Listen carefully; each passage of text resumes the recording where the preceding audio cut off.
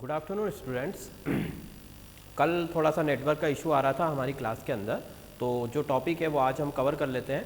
ठीक है, हम बात कर रहे थे इसरो से रिलेटेड। इसरो की स्थापना कब हुई हम बता चुके थे आपको। ठीक है, कौन थे उसके फाउंडर। ठीक है, और इसरो ने क्या क्या काम किए हैं उनके बारे में भी हमने थोड़ा सा देखा था। फिर रॉकेट्स के बारे में हम लोग बात कर रहे थे और वहीं से फिर हमारा जो कम्युनिकेशन है वो डिस्टर्ब हो गया था। फाइन, तो चलो वहीं से उसको शुरू करते हैं कि जो रॉकेट होता है उसको स्पेस का या जो हमारे जो स्पेस एजेंसी है वो लोग उनको क्या बोलते हैं, वो उसको बोलते हैं SLV सैटेलाइट लॉन्च व्हीकल। ठीक, भारत के पास जो है, भारत ने जो पहला सैटेलाइट लॉन्च किया था आर्यभट्ट 1975 में, 1975 के अंदर पहला सैटेलाइट था आर्यभट्ट। बट उसमें प्रॉब्लम क्या थी कि वो जो है रशिया के रॉकेट के थ्रू जो है हमने लॉन्च किया था। मतलब कि वो जो मिशन था वो पूरी तरह से स्वदेशी मिशन नहीं था। इंडिया का जो है वो पूरी तरह से 100% इंडिया ने उस पर काम नहीं किया था। उसमें जो रॉकेट था, ठीक है, वो किसका रॉकेट था? वो रॉकेट था रशिया का। फाइन, बट जो 1980 में 1980 में जो हमने रोहिणी सैटेलाइट भेजा था, ठीक है, रोहिणी सैटेलाइट, ये जो सैटेलाइट है ये पूरी तरह से स्वदेशी था। मतलब कि इसको ले जाने वाला जो रॉकेट था वो भी भारत में बना हुआ रॉकेट था। ठीक है, तो ये दोनों में थोड़ा सा डिफरेंस है जिसको हमें ध्यान रखना है, क्योंकि अक्सर ये पूछा जाता है। ठीक है, कि 1980 में जो रोहिणी भेजा था ये पूर्ण रूप से स्वदेशी सैटेलाइट था हमारा, जो भारत में ही बना था और भारत के रॉकेट के द्वारा इसको अंतरिक्ष की कक्षा में पहुंचाया गया था। फाइन, चलिए अब आगे चलते हैं कि हम रॉकेट्स के बारे में बात कर रहे थे। तो रॉकेट्स की भी एक सीरीज है, ठीक है, जो कल भी मैंने आपको थोड़ा सा उसका इंट्रो बता दिया था। तो वो जो रॉकेट की सीरीज है, ठीक है, जिसके थ्रू हम अलग अलग तरीके के रॉकेट्स जो हैं वो जो सैटेलाइट है वो भेज रहे हैं। देखो, पहला रॉकेट जो था हमने जिससे रोहिणी को भेजा था वो था SLV, वो लिखा हुआ है SLV-3। ठीक, अब ये जो रॉकेट्स हैं इनकी जो रेंज है ये डिपेंड करती है उनकी हाइट के ऊपर, वो कितनी कैपेसिटी को लिफ्ट कर सकते हैं, कितने किलोग्राम को लिफ्ट कर सकते हैं, ठीक है, या फिर कितनी दूर तक वो जा सकते हैं, उनके अंदर कितना फ्यूल आ सकता है और फ्यूल किस टाइप का हो सकता है। इन सभी चीज़ों पर जो है उनका जो रॉकेट का क्लासिफिकेशन है वो बेस्ड होता है। फाइन, तो पहला जो रॉकेट था हमारे इंडिया ने जो बनाया था वो था SLV, और SLV जो रॉकेट है उसकी हाइट जो थी 22.7 मीटर, ठीक है, मतलब कि 22.7 मीटर की हाइट का रॉकेट था। बहुत छोटा रॉकेट था और इसकी जो कैपेसिटी है वो केवल कितनी थी इसका जो टोटल वजन था, रॉकेट का जो टोटल वेट था वो था 17 टन।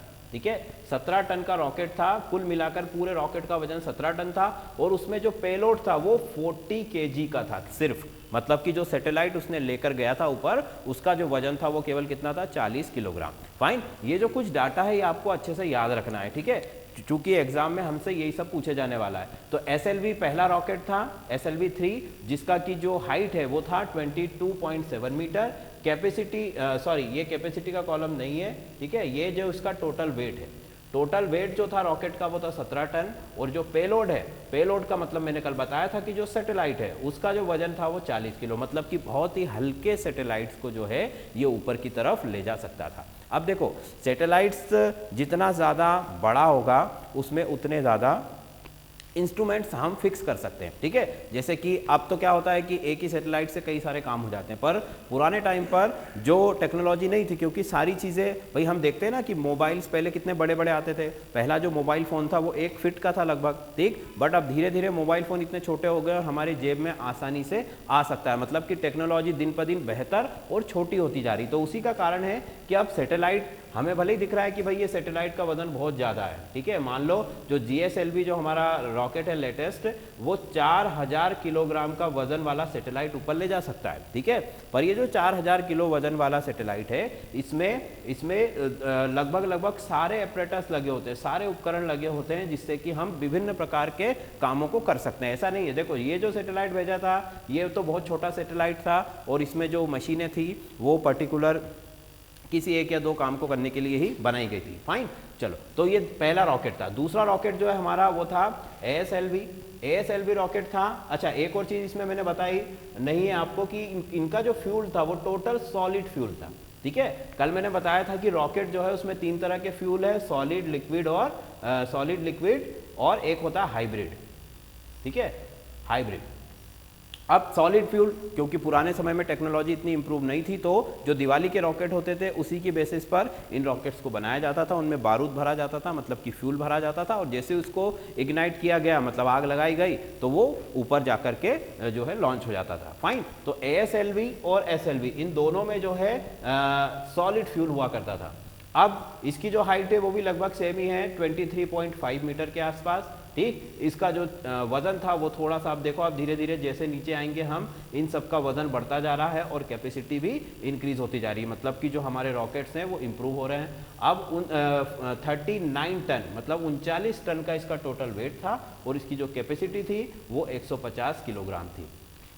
तो धीरे धीरे रॉकेट्स में क्या हो रहा है, इंप्रूव हो रहा है। अगला रॉकेट था PSLV। ठीक, PSLV मैंने बताया था, ये तो एक पूरी सीरीज है रॉकेट की, पोलर सैटेलाइट लॉन्च व्हीकल। ये जो रॉकेट है ये आपके जो पोलर ऑर्बिट्स होते हैं उनके अंदर सैटेलाइट्स को, ठीक है, ये पोलर ऑर्बिट है, इनके अंदर सैटेलाइट्स को ले जाने का काम करता है। तो छोटा रॉकेट होता है, बट इसमें अब बहुत सारी रेंज आ गई है, और अलग अलग इनसे हम सैटेलाइट्स को, हमने तो मंगल पर भी भेजा है, PSLV रॉकेट ने हमारा जो प्रोब था उसको मंगल पर भी लेकर गया है। ठीक है, तो वो पूरी सीरीज है पोलर सैटेलाइट लॉन्च व्हीकल, और जनरली इनका जो काम है वो पोलर ऑर्बिट में सैटेलाइट को जो है एस्टेब्लिश करना होता है। इनका जो फ्यूल है वो सॉलिड और लिक्विड, मतलब कि दो तरीके का फ्यूल है इसके अंदर, सॉलिड भी है और लिक्विड भी है। लिक्विड में क्या है, वही लिक्विड ऑक्सीजन और लिक्विड हाइड्रोजन। ठीक, इसका जो हाइट है वो देखो तो 44 मीटर का हाइट है। टोटल वेट जो है वो 320 टन है, और इसकी जो पेलोड की कैपेसिटी है, मतलब जो सैटेलाइट या जो भी इक्विपमेंट आप ऊपर पहुंचाना चाहते हो, उसका जो वजन है वो 1860 किलोग्राम। फाइन, मतलब इतना तक आप पेलोड इसके अंदर रख सकते हो। ठीक, दूसरा जो सीरीज है हमारी GSLV, देखो मेन जो हमारी रॉकेट की सीरीज है वो दो है, एक PSLV एक GSLV। PSLV मतलब पोलर ऑर्बिट्स के लिए, और GSLV मतलब कि ये इस तरीके से, ठीक है, जो हॉरिजॉन्टल ऑर्बिट है अर्थ का, ठीक है, जो आपका जियो सिंक्रोनस ऑर्बिट है उसके अंदर सैटेलाइट्स को भेजने के लिए। फाइन, तो GSLV जो है इसमें पूरी सीरीज है। अब इसमें मार्क 2 जो रॉकेट है, इसका जो हाइट है वो 49 मीटर के आसपास है, और इसका जो टोटल वेट है वो 414 टन, और इसकी जो कैपेसिटी है वो 2200 किलोग्राम। अब देखो, आपको ये लग रहा होगा कि भाई इसमें और इसमें कोई ज़्यादा डिफरेंस नहीं है, ठीक है, बट ऐसा नहीं है।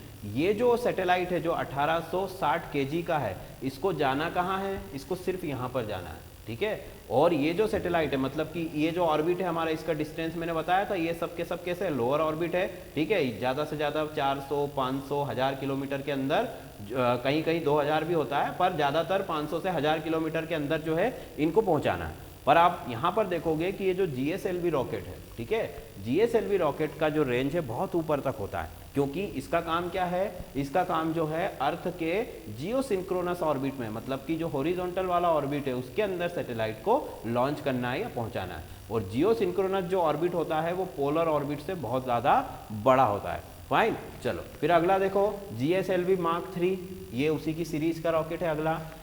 अच्छा, GSLV में एक और खास बात है कि यहाँ पर PSLV में हमने देखा कि सॉलिड लिक्विड आपका जो प्रपल्शन सिस्टम है, मतलब कि आपका जो फ्यूल है वो लिक्विड और सॉलिड दोनों स्थिति में है। अब यहाँ पर जो लिक्विड है उसमें क्या है कि इंजन जो है उसका ये 3 टाइप्स में आ रहा है आपका। पहला तो है आपका सॉलिड है, ठीक है, लिक्विड है, और एक है क्रायोजेनिक या क्रायो। यहाँ पर अंतर कुछ नहीं है, ये जो क्रायो का मतलब जो होता है ठंडा करना, कूल, ठीक है। तो मतलब जो सॉलिड फ्यूल है वो तो बूस्टर्स में होता है। हमने कल देखा था कि हमारा जो रॉकेट है इसके बगल में जो फिन्स हैं उसके पास में बूस्टर्स लगे होते हैं। तो बूस्टर्स में तो हमेशा सॉलिड फ्यूल ही होता है, क्योंकि उनको कुछ टाइम के बाद अलग हो जाना है। ठीक, जैसे ही वो अर्थ के वातावरण से बाहर पहुंचे वो बूस्टर अलग हो जाते हैं, ठीक है। तो बूस्टर में तो सभी में सॉलिड फ्यूल होता है, फिर लिक्विड फ्यूल, ठीक है, और फिर बाद में जो क्रायोफ्यूल्स का मतलब कि उस ईंधन को बहुत ज़्यादा ठंडा करके रखा जाता है, ठीक है। क्रायो का मतलब ही होता है ठंडा करना। तो हमने देखा ही था कि जो हाइड्रोजन और जो ऑक्सीजन है उनको बहुत लोअर टेम्परेचर चाहिए लिक्विड में आने के लिए, और इसीलिए जो है इनको आप कह सकते हो कि इनमें जो प्रपल्सन सिस्टम है वो सॉलिड, लिक्विड और क्रायोजेनिक होता है, मतलब कि वो बहुत ज़्यादा ठंडा। आप देखोगे ना कि मेंटेनेंस में कितना ज़्यादा प्रॉब्लम आता है। भाई लोगों को तो आसान लगता है कि रॉकेट में इग्नाइट किया और ऊपर गया, ठीक है, बट ऐसा नहीं है। आप देखो कि यहाँ पर कितनी सारी प्रॉब्लम्स है। पहली प्रॉब्लम्स तो क्या है कि 3 तरीके का फ्यूल है।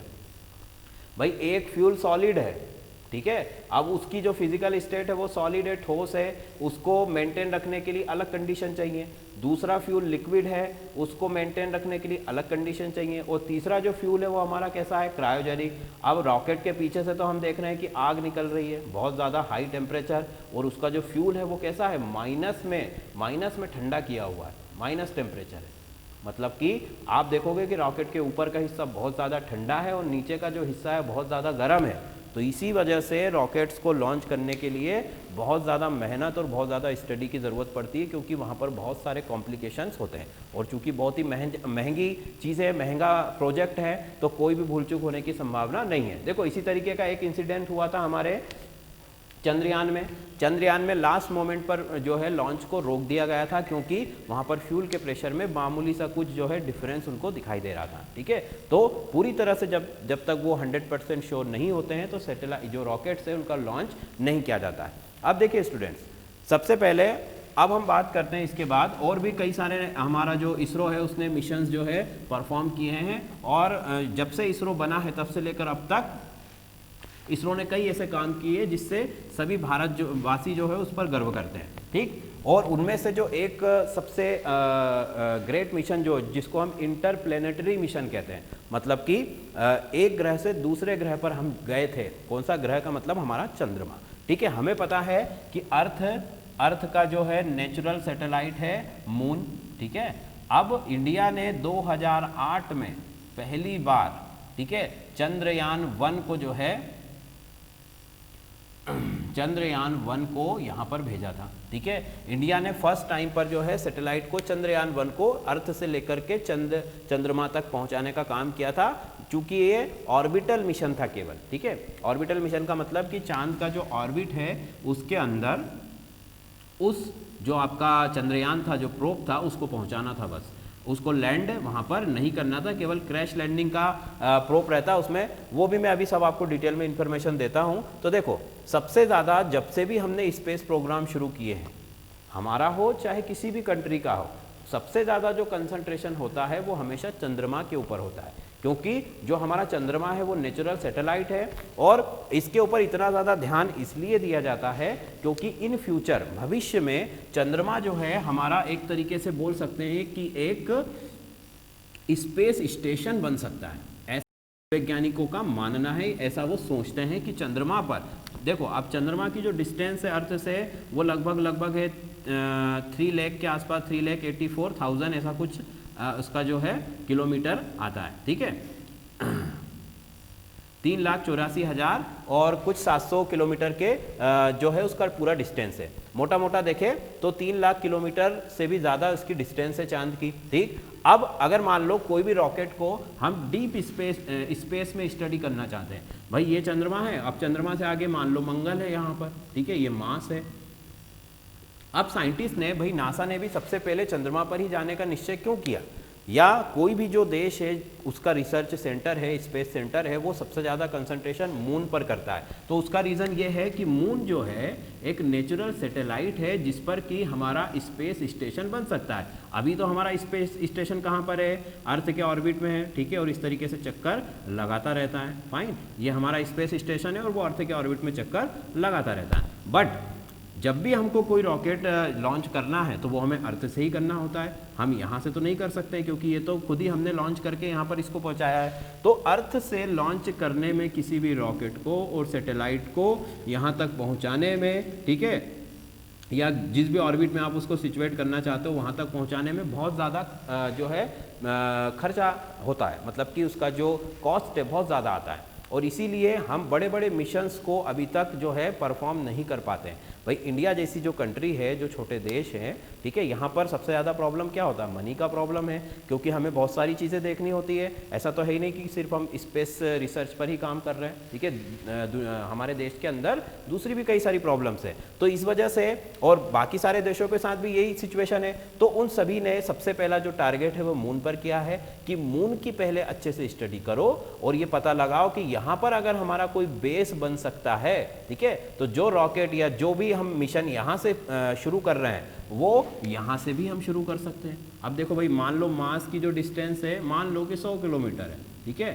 तो अब 100 में से यहाँ पर यहाँ तक का जो डिस्टेंस है मान लो 50 किलोमीटर है, तो हमारा डिस्टेंस तो वैसे ही आधा हो गया। अगर हम कोई मिशन यहाँ से शुरू कर रहे हैं, मतलब मानव जाति की बात कर रहे हैं हम यहाँ पर, क्योंकि देखो चंद्रमा पर अकेले पहुंचकर वहाँ बेस बनाना किसी अकेले देश के बस की बात नहीं है। उसमें सभी कंट्री को, जैसे कि इंटरनेशनल स्पेस स्टेशन जो है वो भी बहुत सारी कंट्रीज ने जो है मिलकर के बनाया है, वैसे ही चंद्रमा पर भी वो स्पेस बनाने की, लोगों के रहने की बात सोच रहे हैं, ठीक है। अभी ये सब सोच रहे हैं, ऐसा होने में और ऐसा सोचने में बहुत अंतर है। तो देखो मून का डिस्टेंस मैंने आपको बताया। अब मून इतना इंपॉर्टेंट इसलिए है, पहली चीज बता दी, क्योंकि इससे हम डीप स्पेस में जो है स्टडी कर सकते हैं। यहाँ से हम कोई भी रॉकेट लॉन्च करेंगे तो दो फायदे हैं, एक तो डिस्टेंस कम हो ही रहा है, दूसरा इसका सबसे बड़ा फायदा है कि चंद्रमा की ग्रेविटी बहुत कम होती है और इसीलिए यहाँ से रॉकेट को लॉन्च करने में उतना ज़्यादा पावर, उतना ज़्यादा फ्यूल नहीं लगेगा जो कि अर्थ से लगता है। बात समझ में आ रही?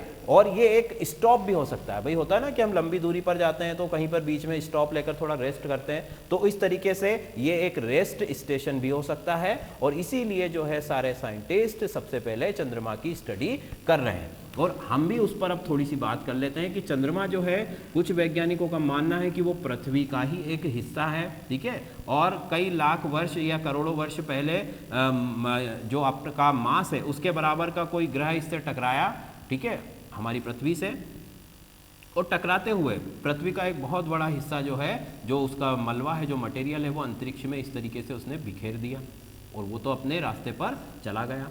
फाइन। अब क्या हुआ कि ये जो मलबा है, जो मटेरियल से, ये आपस में जो है जुड़ करके और चंद्रमा का निर्माण कर लिया। हमें पता है कि चाहे मॉलिक्यूल छोटा हो चाहे मॉलिक्यूल बड़ा हो, ग्रेविटी सबकी होती है, तो उन छोटे छोटे टुकड़ों ने, उस मलबे ने फाइनली जुड़ करके किसका फॉर्मेशन कर लिया? मून का फॉर्मेशन कर लिया, जो कि अर्थ के ऑर्बिट में जो है अर्थ का इस तरीके से चक्कर लगाता रहता है। और यही चंद्रमा बाद में जो है हमने उसको ऑब्जर्व किया कि ये हमारा नेचुरल सैटेलाइट है। तो कुछ वैज्ञानिकों का मानना है कि चंद्रमा का जो निर्माण है वो इस तरीके से हुआ होगा, ठीक है।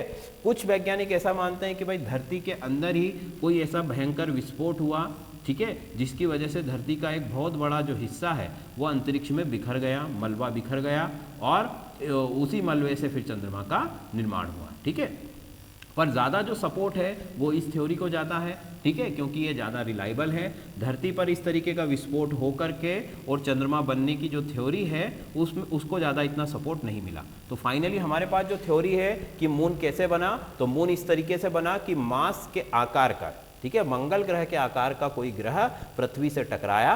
कब? लाखों करोड़ों साल पहले, ठीक है। उसको कुछ वो 4.5 बिलियन ईयर्स बताते हैं, ठीक है। उस टकराया और टकरा करके पृथ्वी से रगड़ खाते हुए निकला और जो मलबा बिखरा उसी मलबे से चंद्रमा का निर्माण हुआ। फाइन। अब देखो, ज़्यादा जो साइंटिस्ट है, जैसे हमारे अर्थ पर दो पोल होते हैं, एक होता है साउथ पोल और एक होता है नॉर्थ और साउथ। ये दो पोल होते हैं, उत्तरी ध्रुव और दक्षिणी ध्रुव। वैसे ही चंद्रमा पर भी उत्तरी ध्रुव है और दक्षिणी ध्रुव है। बात समझ में आई? तो ज़्यादातर जो नॉर्थ पोल है उस पर सनलाइट जो है हमेशा पड़ता है। चंद्रमा के नॉर्थ पोल पर जो है सनलाइट की कोई कमी नहीं है, क्योंकि सन जो है, मान लो अगर सन यहाँ पर है तो चंद्रमा का जो नॉर्थ पोल है वो सन की तरफ है और इसीलिए इस पर जो है ज़्यादातर जो है सूर्य का प्रकाश पड़ता रहता है। और अर्थ से भी जो हाई डेफिनेशन वाले टेलीस्कोप है, जो दूरबीनें हैं, वो लगातार चंद्रमा की तस्वीरें खींचती रहती हैं और उसके बारे में पता करने की कोशिश होती रहती है। बट जो साउथ पोल है हमारा, चंद्रमा का जो साउथ पोल है, ठीक है, वहाँ पर जनरली सन का जो लाइट है वो नहीं पहुँच पाता है। अब चंद्रमा, आपने देखा होगा ना कि चंद्रमा का हमेशा एक ही हिस्सा हमको दिखाई देता है, उसके पीछे वाला जो हिस्सा है जिस पर सनलाइट नहीं जा रहा है, जो हमें दिखाई नहीं देता है, क्योंकि चंद्रमा तो अर्थ के साथ ही घूम रहा है, इसीलिए उसका एक हिस्सा हमेशा हमसे दूर रहता है। तो हमारा जो चंद्रयान था वो कहाँ पर गया था? ज़्यादातर उसका जो फोकस था वो साउथ पोल की स्टडी का फोकस था। तो चंद्रयान 1 जो इंडिया ने भेजा था 2008 में, ठीक है, 2008 में जो चंद्रयान 22 अक्टूबर 2008 में भेजा था, उसका मेन मिशन जो था कि जो चंद्रमा है उसके ऊपर पानी की खोज करना, वाटर मॉलिक्यूल को डिस्कवर करना या पानी की खोज करना, ठीक। और चंद्रयान 1 को पानी के मॉलिक्यूल भी मिले, ठीक है, बट चूंकि वो बहुत ही कम थे, और या यूं कहे कि हमारे पास प्रॉपर, क्योंकि वो तो ऑर्बिटल मिशन था, केवल अर्थ ने जो है ऑर्बिट, चंद्रमा के ऑर्बिट में जो प्रोब हमारा घूम रहा था, ठीक है। अब देखो जो चंद्रयान था उसके दो हिस्से होते हैं, मैं आपको वो भी बता देता हूं कि चंद्रयान के दो हिस्से हैं। पहला जो एक हिस्सा होता है उसको बोला जाता है ऑर्बिट या ऑर्बिटर, ठीक। दूसरा जो हिस्सा होता है उसको बोला जाता है इम्पैक्ट। अब चंद्रयान 1 में भी ये दो हिस्से हैं। वैसे तो चंद्रयान 1 में अगर रॉकेट से लेकर के अगर हम इस प्रोब तक की बात करें तो टोटल जो है उसमें लगभग 11 जो है पार्ट्स थे सारे मिला करके। भाई बूस्टर, हमने देखा था ना कि रॉकेट कैसे उड़ता है, पहले बूस्टर अलग होंगे, फिर उसका जो मिडिल पोर्शन है वो अलग होता है, ऐसे करते करते जो ऊपर जो उसका टॉप पर जो पेलोड होता है, जो कि ये सैटेलाइट था, ये जो चंद्रयान था, ठीक है, इसमें मेन चंद्रयान में दो हिस्से होते हैं, एक होता है इम्पैक्ट और दूसरा होता है ऑर्बिटर। अब ऑर्बिटर का काम जो है, जब ये चंद्रमा के करीब पहुंचते हैं तो वहां पर ये जो है दोनों अलग हो जाते हैं। ऑर्बिट जो है, ऑर्बिटर जो है ये ऑर्बिट में घूमता रहता है इस तरीके से, और जो है इमेज और इंफॉर्मेशन जो है अर्थ पर जो हमारा इसरो है उसको भेजते रहता है। और जो इम्पैक्ट है उसका काम क्या होता है? इम्पैक्ट का काम है चंद्रमा पर क्रैश लैंडिंग करना, वो जाकर चंद्रमा पर गिर जाता है, ठीक है। अब गिर गया तो उससे क्या होगा कि उसको तो बनाया ही गया था गिरने के लिए, उसका नाम इम्पैक्ट। इम्पैक्ट का मतलब ही होता है टक्कर करना, ठीक है, जोर से टकराना। तो वो चंद्रमा की सतह पर जाकर जोर से टकराया, ठीक है, और उसके अंदर जो भी मशीनरी थी, ठीक है, वो सब जो है उस टक्कर से बाहर आ गई और उन्होंने अपना काम किया, ठीक है। हालांकि वो कोई रोवर नहीं था, वो केवल एक आप कह सकते हो कि एक इक्विपमेंट था जिसने कि थोड़ा बहुत इंफॉर्मेशन हमको प्रोवाइड किया वहाँ से चंद्रमा की सतह से। और जो ऑर्बिटर था वो तो घूम ही रहा है ऊपर, ठीक है। उसका जो 1 साल तक या 1-1.5 साल का उसका जो टाइम पीरियड था, उस पीरियड में उसने सारी इन्फॉर्मेशन जो है हमको प्रोवाइड की, और इसी से हमको पता चला कि चंद्रमा पर जो है पानी उपलब्ध है। क्योंकि चंद्रमा के साउथ पोल में हमेशा परछाई रहती है, हमेशा जो है अंधेरा रहता है, इसीलिए वहाँ के स्टडी के लिए, ठीक है, वहाँ की स्टडी के लिए जो है हमको और ज़्यादा हाई डेफिनेशन वाले और ज़्यादा एडवांस इक्विपमेंट की आवश्यकता थी, ठीक। इसीलिए चंद्रयान 2 का प्लान बनाया गया। क्यों भाई? पहले मिशन से ये पता चल गया कि चंद्रमा पर पानी होने की संभावना है, ठीक है, पानी मिला भी पर बहुत ही कम पानी मिला, ठीक है, जो कि हो सकता है कि वो स्पेस से किसी एस्टेरॉयड के थ्रू भी आ सकता है, फाइन। तो इसलिए साइंटिस्ट ने डिसाइड किया कि अब चंद्रयान 2 अब चंद्रयान 2 जो है 2013 में ही लॉन्च होने वाला था, बट चूंकि जो चंद्रयान 2 को लेकर जाने वाला रॉकेट था उसको बनाने वाला देश जो था वो रूस था, रशिया, ठीक है। और रशिया का जो मैन्युफैक्चरिंग है जो रॉकेट की, उसमें थोड़ा सा डिले हुआ और इस वजह से जो है वहाँ पर जो हमारा मिशन था वो 2013 की वजह 2019 में कंप्लीट हुआ। तो चंद्रयान 2 जो था, चंद्रयान 2, यहाँ पर हमने चंद्रयान 2 और चंद्रयान 1 में अंतर क्या है? पहली चीज़ तो कि चंद्रयान 1 जो है वो केवल ऑर्बिटल मिशन था, मतलब कि वहाँ पर केवल ऑर्बिट के अंदर ऊपर से ही जो है इंफॉर्मेशन को कलेक्ट करना था। केवल एक इम्पैक्ट था जो वहाँ पर टकराया था, और टकराने के बाद उसने कुछ इन्फॉर्मेशन भेजी, उसके बाद वो डिस्ट्रॉय हो गया, ठीक। अब चंद्रयान 2 में हमने क्या किया? चंद्रयान 2 जो है, ठीक है, चंद्रयान 2 हमारा लॉन्च कब हुआ है? चंद्रयान 2 जो है हमारा लॉन्च हुआ है 2019 में, ठीक। अब जुलाई 2019 में जब चंद्रयान 2 लॉन्च हुआ तो अब इसका मिशन जो क्या था? इसका मिशन था कि इसमें जो इम्पैक्ट वाला जो हिस्सा है जो चंद्रमा पर गिरता है, ठीक है, उसके अंदर जो है उसके अंदर एक रोवर था, ठीक है। रोवर मीन्स कि एक जैसा होता है ना रिमोट वाली कोई कार होती है तो जिसको हम रिमोट से ऑपरेट कर सकते हैं, वैसे ही रोवर का मतलब कि एक रिमोट वाला व्हीकल होता है, रिमोट वाली कार होती है जिसको इसरो में बैठे बैठे यहाँ से साइंटिस्ट जो है ऑपरेट करते हैं, उसको चलाते हैं, ठीक। अब चंद्रयान 2 में जो इम्पैक्ट था हम उसको कह सकते हैं कि वो अब क्रैश लैंडिंग नहीं करने वाला था, वो सॉफ्ट लैंडिंग करने वाला था। मतलब कि वो टकराने वाला नहीं था, वो वहाँ पर उतरने वाला था। जैसे कि कोई एरोप्लेन उतरता है बिना उसके पैसेंजर को कोई नुकसान पहुँचाए, वैसे ही अब वो यहाँ पर क्या करने वाला था? उतरने वाला था, ठीक है। कहाँ पर? चंद्रमा की सतह पर। और कौन से हिस्से पर? साउथ पोल पर, जहाँ तक आज तक कोई भी देश जो है नहीं गया। ज़्यादातर कंट्रीज़ ने नॉर्थ पोल की ही स्टडी की है, ठीक है। अमेरिका ने जब इंसान को चंद्रमा पर भेजा था वो भी नॉर्थ पोल पर ही गया था, ठीक है। बट इंडिया ने साउथ पोल की तरफ जो है अपना कंसंट्रेशन किया है। तो अब इम्पैक्ट के अंदर जो है विक्रम लैंडर, विक्रम लैंडर था, ठीक है, जो कि फाउंडर जो है हमारे फाउंडर, इसरो के फाउंडर कौन थे, ठीक है, तो उनके नाम पर ही जो है विक्रम लैंडर का नाम रखा गया। साराभाई तो थे, विक्रम साराभाई, तो उन्होंने जो है उन्हीं के नाम पर विक्रम लैंडर का नाम रखा गया। अब ये जो लैंडर है ये भी एक आप समझ सकते हो कि छोटा सा जो है स्पेस क्राफ्ट है, छोटा सा एक हवाई जहाज है या छोटा सा एक मशीन है जो कि आराम से उतर सकती है कहाँ पर, चंद्रमा की सतह पर। अब चंद्रमा की सतह पर इस विक्रम लैंडर को उतरना था और उतर कर वहाँ से जो है इसके अंदर से ये एक तरीके का, इस तरीके का पूरा जो है आपका एक प्रोटेक्टेड शीट के अंदर, एक बॉक्स के अंदर जो है, ये मान लो ये पूरा हमारा विक्रम लैंडर है, ठीक है, विक्रम लैंडर। अब इसमें जो है इसके अंदर वो रोवर था, ठीक है, उसका नाम था प्रज्ञान, ठीक है, प्रज्ञान रोवर था, जो कि अब विक्रम लैंडर जैसे उतरेगा तो ऑटोमेटिक उसके जो गेट्स हैं जो हैं वो ओपन होंगे और फिर अंदर से जो प्रज्ञान नाम का जो रोवर था उसको साउथ पोल की पूरी स्टडी करना था, ठीक। अब यहाँ पर जो है एक बात आप समझ लें कि साउथ पोल पर सनलाइट नहीं आता है, ठीक है, तो साउथ पोल पर सनलाइट नहीं आता है तो प्रज्ञान जो रोवर था उसके सोलर पैनल काम किस तरीके से करेंगे। भाई देखो, कोई भी सैटेलाइट को एनर्जी कहाँ से मिलती है, सोलर पैनल से ही तो मिलती है। उनमें अपने खुद के सोलर पैनल होते हैं, सनलाइट तो वहाँ पर है ही ऑलरेडी, उन पर सनलाइट पड़ता है तो उनसे सोलर सेल से एनर्जी बनती है और वो अपना काम करते रहते हैं। तो प्रज्ञान जो है, ये तो हमने कहा कि भाई साउथ में उतरने वाला है यहाँ कहीं पर, है ना, तो उन्होंने वो जगह भी ऐसे सेलेक्ट की थी कि जहाँ पर साउथ पोल और नॉर्थ पोल जो है, ठीक है, जैसे मान लो यहाँ पर इस समय दिन है, ठीक है, और यहाँ पर क्या है, रात है, तो इन दोनों में बहुत ज़्यादा डिफरेंस, ऐसी जगह पर उन्होंने विक्रम लैंडर को लैंड करने के लिए प्लान किया था जहां पर कि अगर उसकी बैटरी जैसे डिस्चार्ज होती है तो वो सनलाइट के लिए उसको ज़्यादा जो है डिस्टेंस ट्रेवल नहीं करना पड़ेगा, मतलब कि एक तरीके से बीच वाले हिस्से में उन्होंने लैंड करने की तैयारी की। तो बट ये जो मिशन है हमारा अनफॉर्चुनेटली ये पूरा नहीं हो पाया, क्योंकि हमारा जो विक्रम लैंडर है उसने सॉफ्ट लैंडिंग की बजाय हार्ड लैंडिंग की थी, मतलब कि वो जाकर के गिर गया था चंद्रमा की सतह पर, ठीक।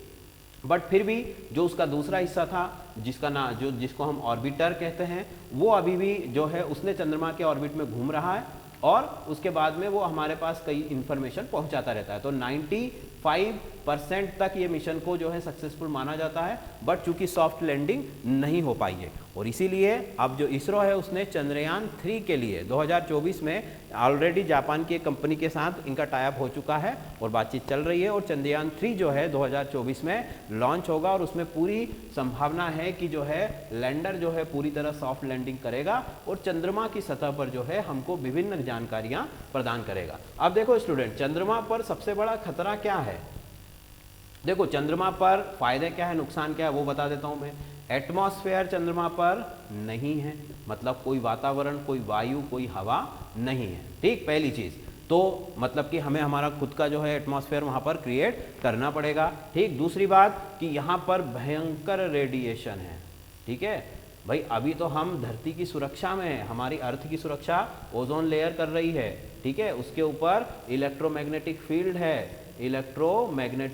है, ये सब मिलकर हमारी रक्षा कर रहे हैं सनलाइट से, ठीक है, जो रेडिएशन है उससे, पर यहाँ पर ऐसा कुछ नहीं है, तो यहाँ पर बहुत ज़्यादा रेडिएशन है। तो सबसे एटमॉस्फेयर तो क्या ठीक है, हम हमारा जो आर्टिफिशियल एटमॉस्फेयर है वो प्रोड्यूस कर सकते हैं, मतलब कि इस तरीके की चैम्बर्स या इस तरीके की जो है आर्टिफिशियल जगहें बना सकते हैं जहाँ पर हम रह सकते हैं, बट रेडिएशन जो है वहाँ का सबसे बड़ा खतरा है। तो इसी से निपटने के लिए वैज्ञानिक उसकी स्टडी इतनी ज़्यादा कर रहे हैं। अब देखो, वैज्ञानिकों का ये भी अनुमान है कि चंद्रमा की सतह के नीचे जैसे धरती पर ज्वालामुखी होता है, लावा सतह के अंदर बहता है और उसकी वजह से जो है धरती पर कई सारी केव्स बनती, गुफाएं बनती है, भाई जहाँ से भी लावा बह के निकलेगा वहाँ की चट्टानों पत्थरों को पिघला देगा और जो है सुरंग जैसा वहाँ पर स्ट्रक्चर बन जाता है। तो अगर वैसा स्ट्रक्चर चंद्रमा पर मिलता है, ठीक है, तब वैज्ञानिकों की पूरी उम्मीद है कि अगर ऐसे स्ट्रक्चर, सुरंग जैसे स्ट्रक्चर चंद्रमा की सतह के नीचे मिलते हैं तो उसके अंदर जो है हम हमारा बेस बना सकते हैं, क्योंकि वो सुरंग है चंद्रमा की सतह के नीचे है और वहां तक रेडिएशन नहीं पहुंच पाएगा। तो ऐसा, ये तो खैर सारी भविष्य की बातें हैं और चंद्रमा पर अभी तो फिलहाल में हम कहें तो अभी तो केवल इंफॉर्मेशन जुटाने का काम कर रहा है और दो बेसिक मोटिव थे इसके। पहला मैंने आपको बताया था कि यहाँ से हम डीप स्पेस में स्टडी कर सकते हैं, और दूसरा जो मोटिव है चंद्रमा पर इतनी ज़्यादा स्टडी का वो है कि आपका जो मिनरल्स हैं या जो वहाँ की जो आप कह सकते हैं जैसे कि एक हाइड्रोजन का आइसोटोप मिलता है वहाँ पर जो कि एज अ फ्यूल यूज़ होता है, और चाइना जो है उसी फ्यूल को जो है पहले अपने अधिकार में लेने के लिए पूरा प्रयासरत है। ठीक है, तो चंद्रमा के जो संसाधन है उनके शोधन के लिए, मतलब कि वहाँ पर जो भी जैसे अर्थ पर मिलती सारी चीज़ें, ठीक है, फ्यूल मिलता है तो वहाँ पर भी मिलेगी सारी चीज़ें, नई नई मेटल्स भी मिल सकती है, कोई नया फ्यूल मिल सकता है, तो उसके लिए, और दूसरा डीप स्पेस के मिशंस के लिए चंद्रमा के ऊपर इतना ज़्यादा कंसंट्रेशन किया जाता है। फाइन, चलो, तो हमने भी जो चंद्रयान 1 और चंद्रयान 2 भेजे हैं वो इन्हीं मिशंस को पूरा करने के लिए भेजे हैं। अब स्टूडेंट्स, हम इसरो ने जो इसके अलावा जो मिशंस किए हैं उनके बारे में हम थोड़ी सी बात कर लेते हैं। ठीक है, जो कि कुछ सेलेक्टेड जो लास्ट ईयर के जो मिशंस हैं हमारे, उनके बारे में हम बात कर लेते हैं। देखो, पहला जो हमारा मिशन इसमें आता है, एक तो देखो इसरो के अलावा एक और ऑर्गेनाइजेशन होता है हमारे देश के अंदर, वो होता है DRDO, मतलब डिफेंस रिसर्च डेवलपमेंट ऑर्गेनाइजेशन।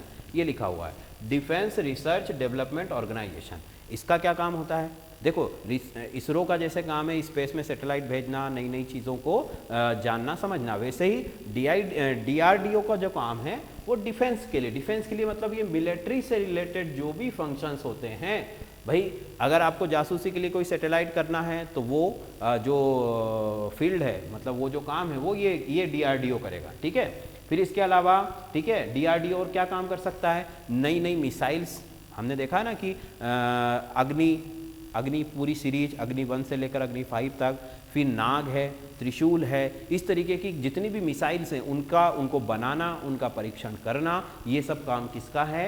ये DRDO का है। मतलब कि नए नए हथियारों को बनाना, सुपरसोनिक भी बना चुके हैं अब तो हम, ठीक है, और फिर उनका परीक्षण करना और उनकी सीरीज को डेवलप करना, ये सब DRDO का काम होता है। और यहाँ से जो DRDO है और इसरो जो है मिलकर ऐसे सैटेलाइट्स भी बनाते हैं जो कि मिलिट्री के पर्पस से बनाए जाते हैं, मतलब कि जासूसी के लिए या किसी जगह की मैपिंग करने के लिए या हथियारों को ऑपरेट करने के लिए, कम्युनिकेशन के लिए। क्योंकि हमने देखा होगा ना कि भाई जैसे मान लो हम तो शहर में रहते हैं, अगर शहर के बाहर हम कहीं जाते हैं तो वहाँ नेटवर्क का इशू आ जाता है कि हम बोलते हैं कि भाई शहर के बाहर है तो नेटवर्क नहीं मिल रहा है। तो आप जरा सोचिए कि हमारी जो आर्मी है वो कहाँ पर है? वो तो देश की बिल्कुल बॉर्डर पर है, वहाँ तो कोई शहर नहीं है, तो उनका जो है अपना नेटवर्क सिस्टम होता है। ठीक है, जिसको बनाने का काम भी जो है वो DRDO करता है। फाइन, जैसे कि उनके पास सैटेलाइट्स फ़ोन होते हैं या उनके कम्युनिकेशंस के लिए रेडियोज़ होते हैं, तो उनको जो संचालित करने के लिए जो भी उपग्रहों की आवश्यकता होती है वो सारा का सारा जो काम है वो DRDO देखता है, DRDO करता है। ठीक है, तो हथियारों को अपग्रेड करना पहली चीज़, और हथियार भी कौन से? ऐसा नहीं कि ये जो है गन्स बना रहे हैं या ऐसी चीज़ें, नहीं, ऐसे जो हथियार हैं जैसे कि जो मिसाइल्स हैं जो कि सैटेलाइट्स के थ्रू ऑब्जर्व होते हैं, जो रिमोट्स के थ्रू कंट्रोल होते हैं, जिनमें वायरलेस टेक्नोलॉजी होती है, ऐसे हथियारों को जो है DRDO डेवलप करता है और इसरो के साथ मिलकर उनको कंट्रोल करने के लिए सैटेलाइट्स का भी फॉर्मेशन करता है। फाइन, तो देखो अब यहीं से हम शुरू करते हैं कि लास्ट ईयर में या कुछ जो इम्पोर्टेंट इनके जो मिशन है इसरो के वो हम देखते हैं। देखो पहला जो है, पहली अगर हम बात करें तो लास्ट ईयर से अगर हम शुरू करें तो 24 जनवरी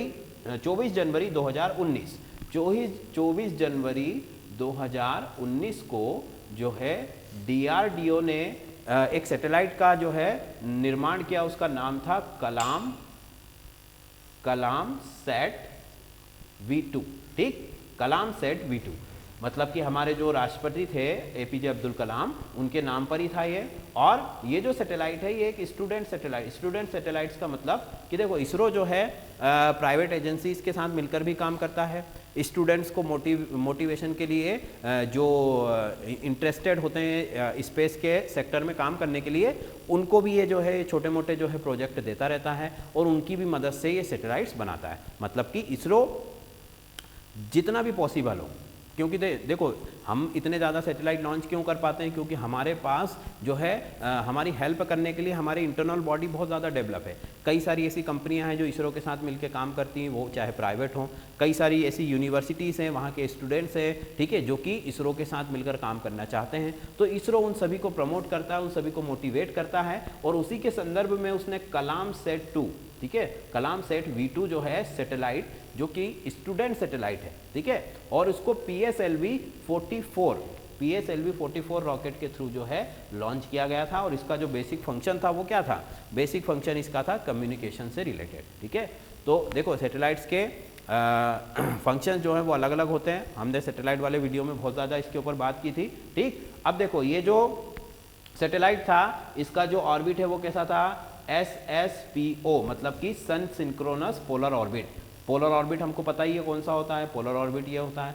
तो ये जो कलाम सेट था ये यहाँ पर PSLV के थ्रू जो है भेजा गया था, और इसका काम जो था बेसिकली जो इसका फंक्शन था, ठीक है, वो क्या था, इसका बेसिक जो फंक्शन था, चूंकि एक स्टूडेंट सैटेलाइट है और इसका जो टाइम पीरियड है वो भी बहुत कम था, तो इसका कोई ऐसा मेजर फंक्शन नहीं है, ये केवल कम्युनिकेशंस और थोड़ा बहुत जो है आपकी मैपिंग के लिए काम आता है, ठीक। अगला जो था माइक्रोसेट R, ठीक है, माइक्रोसेट R को जो है 6 फरवरी 2019 को लॉन्च किया गया था, ठीक। इसका जो ऑर्बिट था ये GTO, मतलब जियो सिंक्रोनस ऑर्बिट था इसका, और कम्युनिकेशन, ठीक, कम्युनिकेशन जो है इसका बेसिक मोटिव था। और इसको लॉन्च किसने किया था, व्हीकल कौन सा था, व्हीकल था एरियन 5VA। देखो अब इसको थोड़ा सा देख लो आप कि एरियन 5VA, हमने अभी तक देखा PSLV, GSLV, ठीक है, ये जो कंपनी है ये एक्चुअल में एक विदेशी कंपनी है, ठीक है। अब नासा चूंकि विदेशों से भी जो है कंपनियों के साथ काम करता है, इंडिया में भी अपने खुद के भी रॉकेट बनाता है, ठीक है, कुछ ऐसी चीज़ें होती हैं जो जॉइंट मिशंस होते हैं, तो उसी के अंतर्गत एरियन जो है ये फ्रांस की एक कंपनी है, ठीक है, फ्रांस की एक कंपनी है, बट ये सिचुएटेड कहाँ पर है, ये नॉर्थ अमेरिका में सिचुएटेड है, फाइन। फ्रांस की कंपनी है, नॉर्थ अमेरिका का ही एक हिस्सा है जो फ्रांस के अंडर ही आता है, ठीक है, वहाँ पर ये सिचुएटेड है, और वहाँ से जो है इंडिया जो है इसकी भी हेल्प और इसका भी जो है सपोर्ट उसको है, और इसरो इनके साथ मिलकर के कई सारे मिशंस को जो है पूरा कर चुका है। तो ये जो एरियन है इसने इस सैटेलाइट को लॉन्च किया था, और इसका जो बेसिक फंक्शन था वो था कम्युनिकेशन को इम्प्रूव करना। देखो कोई भी सैटेलाइट का एक पर्टिकुलर टाइम पीरियड होता है कि भाई 10 साल के बाद वो सैटेलाइट जो है काम करना बंद कर देता है, या 15 साल, जितने साल के लिए भी उसको बनाया जाता है, तो फिर उसके रहते हुए भी अपग्रेड सैटेलाइट को ऊपर भेजना पड़ता है, ताकि भाई देखो होता है ना कि हमारे पास पहले कीपैड वाले फ़ोन थे, अब तो जो है टच स्क्रीन वाले फ़ोन आ गए। पहले जो है नेटवर्क का बहुत ज़्यादा इशू रहता था, अब उतना इशू नहीं होता है। पहले हमारे टीवी पर एक ही चैनल चलता था, दूरदर्शन, अब हमारे पास सैकड़ों चैनल है। तो ये सब कैसे हो रहे हैं, ये नए नए सैटेलाइट्स को बना करके अपग्रेड करके और भेजा जाता है। और जो पुराने सैटेलाइट्स होते हैं वो अपने आप जो है समुद्र में आकर के गिर जाते हैं, क्योंकि मैंने आपको कल ही बताया था कि सैटेलाइट्स किस तरीके से मूव करते हैं, इस तरीके से मूव करते हैं, और जब उनका जो है स्पीड जो है वो कम होने लगती है तो उनका ऑर्बिट छोटा होने लगता है, और अर्थ जो है उनको अपने ऊपर खींच लेती है, इस तरीके से वो अर्थ पर गिर जाते हैं। फाइन, चलो फिर अगला जो है हमारा GSAT 31, ठीक, ये भी एक जियो सिंक्रोनस सैटेलाइट है, मतलब कि अर्थ के जो भूमध्य रेखा है उसके रिस्पेक्ट में जो है ये ऑर्बिट में घूमता है, और इसे 1 अप्रैल 2019 को जो है लॉन्च किया गया था। इसे ले जाने वाला जो रॉकेट था वो था PSLV 47, ठीक, और इसका जो ऑर्बिट था वो भी सन सिंक्रोनस पोलर ऑर्बिट था। और इसका फंक्शन क्या था, EMI का मतलब कोई बता सकता है क्या? EMI का मतलब होता है इलेक्ट्रोमैग्नेटिक इम्पल्स। इलेक्ट्रोमैग्नेटिक इम्पल्स जो है, देखो आज की डेट में एटॉमिक बम से भी ज़्यादा हार्मफुल जो है इलेक्ट्रोमैग्नेटिक इम्पल्स होती है। इलेक्ट्रोमैग्नेटिक इम्पल्स अगर एक या इलेक्ट्रोमैग्नेटिक, इसको पल्स भी बोलते हैं कभी कभी, EMP भी बोला जाता है। तो अगर EMP का मतलब कि एक ऐसा डिवाइस है जिसमें से इलेक्ट्रोमैग्नेटिक पल्स या इलेक्ट्रोमैग्नेटिक रेडिएशन निकलता है। अगर उस डिवाइस को किसी भी इलेक्ट्रॉनिक गैजेट्स के पास रख दिया जाए और उसको ऑन कर दिया जाए तो वो गैजेट काम नहीं करेगा। कहने का मतलब कि हमारे जितने भी हथियार हैं, मिसाइल्स हैं, ठीक है, सैटेलाइट्स हैं, जो भी हैं, ठीक है, उन सभी को ये जो EMP जो है ये बर्बाद कर सकता है। फाइन। और इसी की स्टडी के लिए, ठीक है, इसी की स्टडी के लिए जो है सैटेलाइट को लॉन्च किया गया है, ताकि ये हम ऊपर से नज़र रख सके कि कहीं कोई हमारे ऊपर इस तरीके का अटैक तो नहीं करने वाला है, या EMP की रीडिंग उस क्षेत्र में कितनी है, ये सारी चीज़ें ये पता लगाता है, ताकि उससे बचा जा सके और उसको हमारे फेवर में इम्प्रूव किया जा सके। फाइन। अगला जो है वो है RISAT 28, और ये जो है ये 22 मई 2019 को लॉन्च किया गया था। PSLV ने ही इसको लेकर गया था। लोअर अर्थ ऑर्बिट में ये भी सिचुएटेड है, मतलब कि जो है आपका इसका जो ऑर्बिट का रेंज है वो 140 या 168 या 9 से लेकर के 2000 किलोमीटर तक का था। और इसका जो फंक्शन है वो क्या है सॉरी, इसका जो फंक्शन है ये भी जो है एक तरीके का कम्युनिकेशन का ही काम करता है। ठीक। अगला जो है चंद्रयान 2 और चंद्रयान 1, ये तो मैंने आपको बता ही चुका हूं डिटेल के अंदर।